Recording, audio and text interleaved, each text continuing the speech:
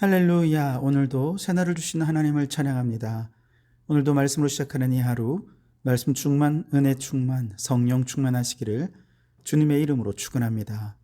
오늘은 에스라 9장 3절 말씀을 봉독해 드립니다.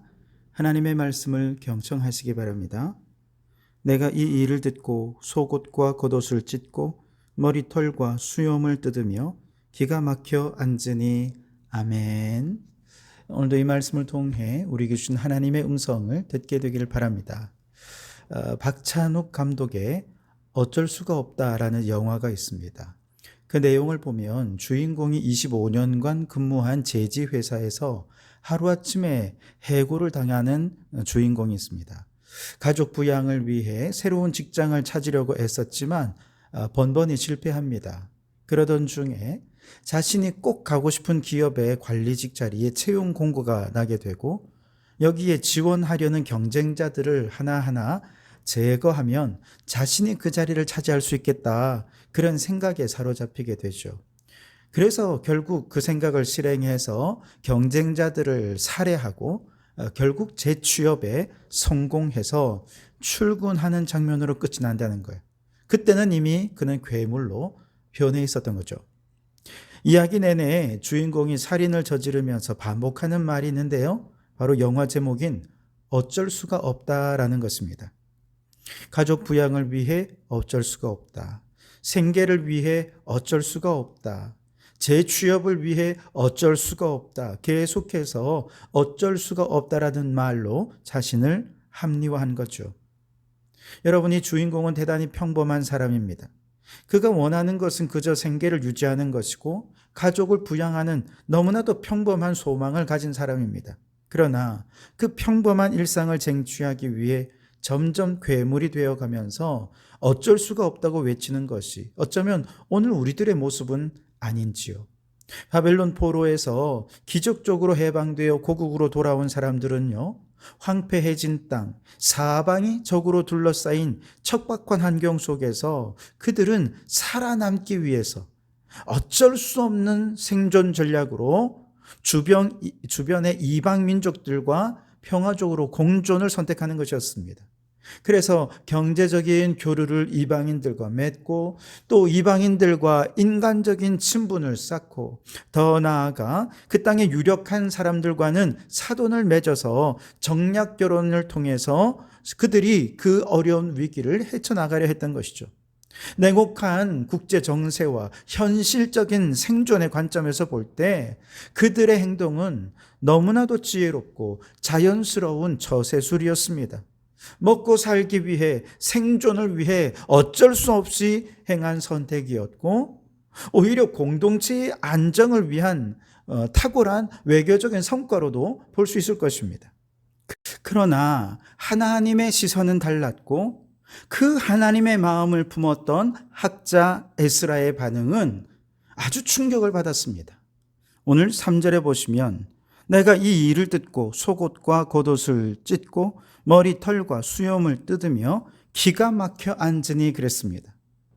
세상의 눈에는 지혜로운 생존 전략이었던 행동이, 어쩔 수 없이 생존을 위해 할 수밖에 없었던 그 모든 행동들이 에스라의 눈에 볼 때는, 하나님의 마음으로 볼 때는 이 공동체의 영적인 생명을 끊어놓는 치명적인 범죄라고 보였던 것이죠. 여러분, 인간에게는 당연한 현실, 때로는 어쩔 수 없는 현실이 왜 하나님 앞에서는 가장 끔찍한 범죄가 되는 것이었을까요?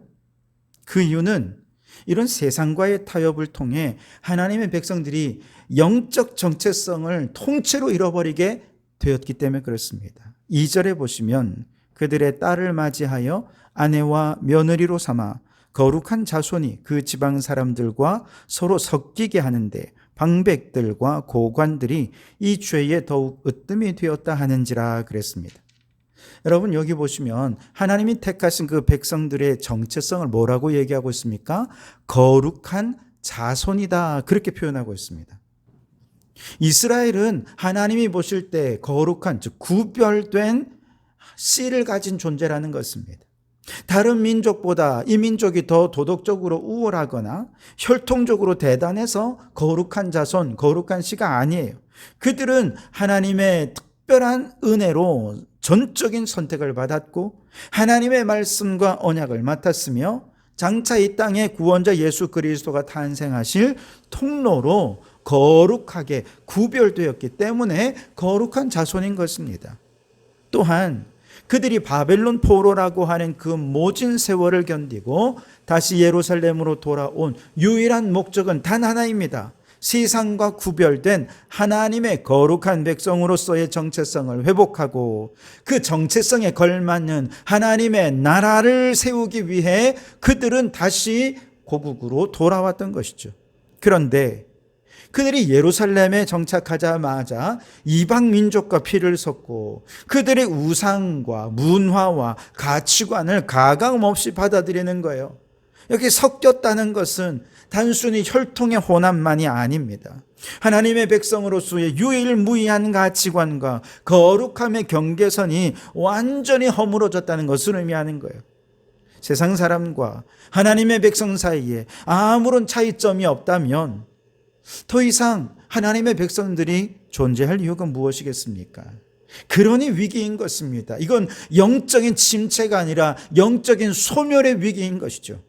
더욱 에스라를 절망하게 만들었던 것은 이 거룩함의 성벽을 허무는 일에 누가 제일 앞장섰느냐. 오늘 말씀해 보니까 방백들과 고관들이 으뜸이 되었다. 그렇게 말씀하고 있습니다.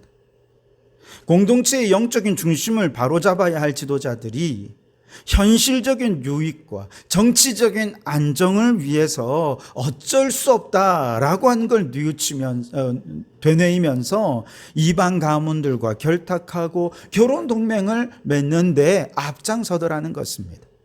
백성들은 지도자들의 그런 모습을 보며 어떻게 보겠습니까? 아, 우리도 그럼 괜찮겠구나. 이제 더 이상 양심의 가책을 느낄 필요 없이 가벼운 마음으로 통혼을 한 것이죠. 죄가 위에서부터 아래로 순식간에 흘러 내려가서 공동체 전체를 오염시키고 만 것입니다. 여러분, 사탄은 오늘도 우리에게 교회 다니지 말라고 유혹하지 않습니다. 예수 믿지 말라고 정면으로 박해하지 않습니다. 다만 교묘하게 속삭이지요. 예수 믿어도 괜찮아. 기도해도 되고 성경 읽어도 다 되는데 세상 사람들과는 적당히 섞여 살아야 되지 않겠니? 직장에서는 직장 동료들이 정해놓은 술 문화 얼마나 좋니? 접대 문화를 따르고 돈을 벌 때는 또 세상의 편법을 좀 따르기도 하면서 적당히 눈 감아주기도 하고 자녀들을 키울 때는 세상의 성공 방식, 입시의 우상 앞에 우리도 똑같이 무릎을 꿇어도 돼. 그래야 이 땅에서 우리가 지혜롭게 살아남는 것이지. 이 땅에 살려면 어쩔 수가 없는 거야 라고 말하는 것입니다. 그러나 여러분 기억하십시오. 성경이 말하는 거룩, 이 말은 히브리어로 카도슈인데요, 구별된다는 뜻입니다. 잘라낸다는 뜻입니다. 세상과의 경계선이 사라진 그리스도인은 맛을 잃은 소금과 같아서 결국 세상에 밟힐 뿐인 것이죠. 에스라가 지금 머리털을 뜯으며 기가 막혀 했던 그 영적인 위기감이 여러분 오늘 우리 안에도 있길 바랍니다. 내 삶 속에 세상의 가치관과 하나님의 말씀이 아무런 경계 없이 뒤섞여 가고 있지 않은지 돌아보실 수 있길 바랍니다.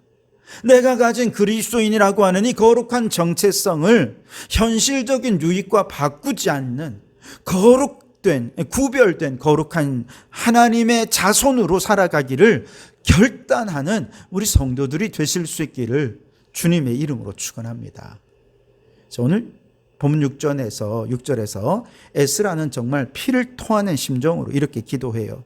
말하기를 나의 하나님이여, 내가 부끄럽고 낯이 뜨거워서 감히 나의 하나님을 향하여 얼굴을 들지 못하오니 이는 우리 죄악이 많아 정수리에 넘치고 우리 허물이 커서 하늘에 미침이니이다.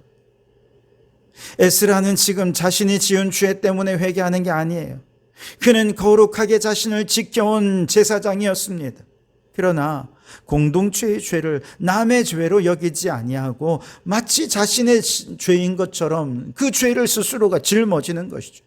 그리고 하나님 앞에 고개를 들 수 없을 만큼 부끄럽고 낯이 뜨겁다고 고백하는 겁니다. 왜 그러냐? 오늘 10절 이하에서 고백하듯이 이미 조상들의 죄로 인해 나라가 한번 완전히 망하는 혹독한 심판을 경험하지 않았습니까? 그래서 하나님께서 이제 다시 전적인 은혜로 한 번 더 기회를 주셔서 포로에서 귀환해서 새 이스라엘을 건설하는데, 근데 또다시 하나님의 계명을 저버리고 있는 것이죠.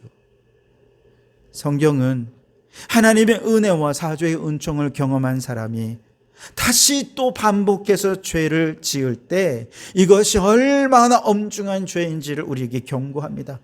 구약의 레위기 26장, 신명기 28장에 보면 하나님은요, 매를 맞고도 돌이키지 않거나 은혜를 입은 이후에 다시 우상에게로 돌아가는 백성들을 향해 내가 너희의 죄로 말미암아 너희를 7배나 더 징벌하리라, 그렇게 말씀하십니다. 신약의 히브리서 10장 26절 27절에 보면 우리가 진리를 아는 지식을 받은 후 짐짓죄를 범한 즉 다시 속하는 제사가 없고 오직 무서운 마음으로 심판을 기다리는 것과 대적하는 자를 태울 맹렬한 불만 있으리라, 무섭게 선언하고 있습니다. 뿐만 아니죠. 예수님께서도 마태복음 12장 45절에서 더러운 귀신이 나갔다가 다시 돌아왔을 때 그 사람의 나중 형편이 전보다 더욱 심하게 된다고 말씀하지 않으셨습니까? 에스라가 지금 하나님 앞에 낯이 부끄러워서 어쩔 줄을 몰라 하는 이유가 바로 여기에 있는 것입니다. 지금 이스라엘의 죄는 단순히 도덕적인 수치심이 아닙니다.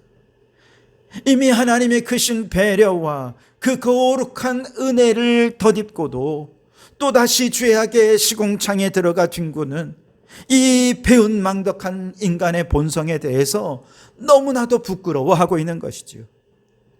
그래서 14절에서 에스라는 절망하며 고백합니다. 우리가 어찌 다시 주의 계명을 거역하고 이 가증한 백성들과 통혼하오리까? 그리하면 주께서 어찌 우리를 멸하시고 남아 피할 자가 없도록 진노하지 아니하시리까? 반드시 심판받을 수밖에 없다는 것입니다. 에스라는 하나님 앞에 아무런 핑계도 될 수 없다는 것을 고백하는 거예요. 처음에 몰라서 지은 죄는 내가 잘 몰라서 그랬습니다, 변명이라도 할 수 있잖아요. 그런데 하나님의 무서운 심판을 눈으로 보고 포로로 끌려가서 온 몸으로 그 심판을 경험해놓고 그 속에서도 건져주시는 하나님의 눈물겨운 은혜를 또한 온 몸으로 경험해놓고 또다시 죄를 범한다는 우리의 모습들을 보십시오.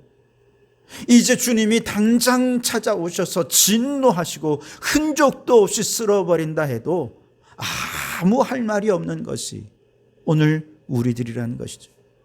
이 철저한 죄의식과 절망감이 에스라의 낯을 뜨겁게 만들었고 그를 대성통곡하게 만들었다면 오늘 우리에게도 동일한 마음이 있기를 바랍니다. 여러분, 오늘 우리는 하나님의 은혜를 너무 값싸게 취급하고 있지 않습니까? 죄를 범해도 회개하면 또 용서해 주겠지. 예수님은 70번씩 7번이라도 용서해 주라고 하셨으니 예수님은 그렇게 너그러운 마음으로 또 용서해 주실 거예요.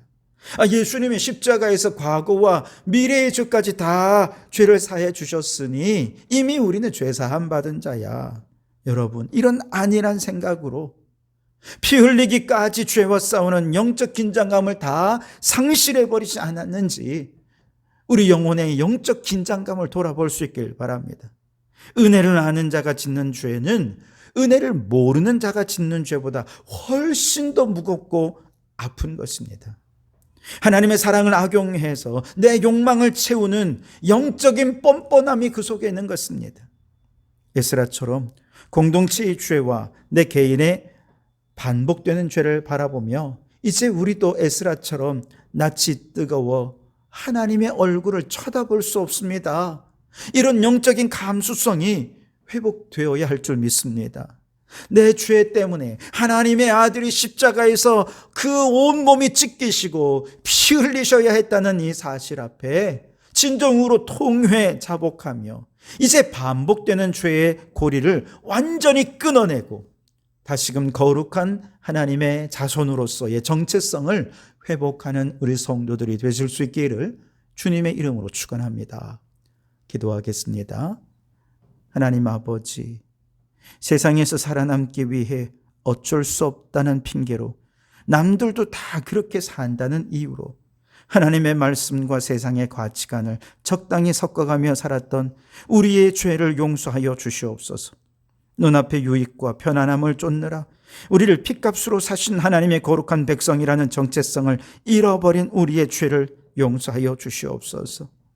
무엇보다 죽을 수밖에 없는 우리를 다시 살려 구원해 주셨음에도 불구하고 또다시 죄악으로 돌아가 다시금 주님께로부터 멀어진 우리를 주님 용서하여 주시옵소서. 그들에게 이제 남은 것은 지옥의 심판밖에 없을 터인데 지금이라도 두렵고 떨리는 마음으로 죄악으로 돌아가지 않기 위해서 에스라가 가졌던 거룩한 수치심과 통회하는 마음을 우리에게도 부어 주시옵소서. 눈물로만 끝나는 후회가 아니라 세상과 섞이지 않는 구별된 하나님의 자손으로서 가정과 일터에서 무너진 영적 전체성을 회복하고 반복되는 죄악의 고리를 끊어낼 수 있도록 주님 힘을 더하여 주시옵소서. 그리하여 하나님이 기뻐하시는 하나님 백성으로 우뚝 서게 도와 주시옵소서. 예수님 이름으로 기도하옵나이다. 아멘.